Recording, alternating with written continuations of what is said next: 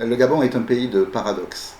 Même s'il est classé dans la catégorie des pays à revenus intermédiaires de tranche supérieure, 30% de sa population vit en dessous du seuil de pauvreté.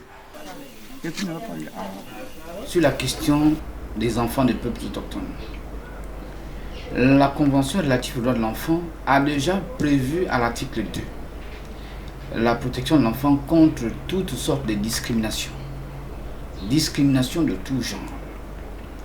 Les enfants de peuples autochtones qui ont été jadis abandonnés, discriminés, négligés, laissés à eux-mêmes, ont également un droit à la protection, un droit à l'éducation et des droits comme tout autre enfant vivant en milieu urbain.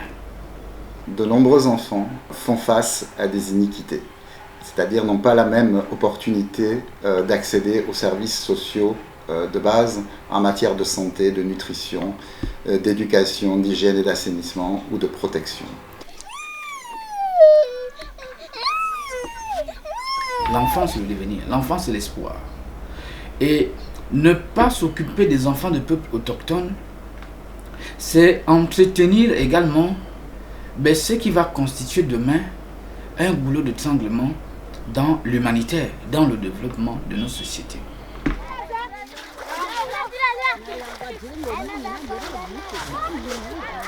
La génération d'évidence est un élément clé de notre stratégie de plaidoyer et de dialogue politique.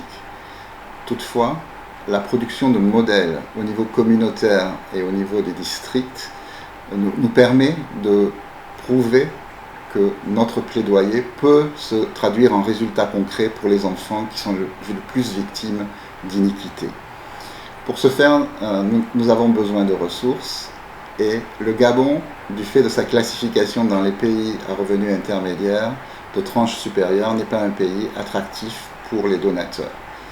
Toutefois, si nous bénéficions de davantage de ressources, nous pourrions également développer des modèles au niveau communautaire et au niveau des districts afin de mieux argumenter ce plaidoyer et de démontrer que ces modèles peuvent avoir des résultats concrets dans le respect et la réalisation des droits des enfants, notamment les enfants les plus vulnérables.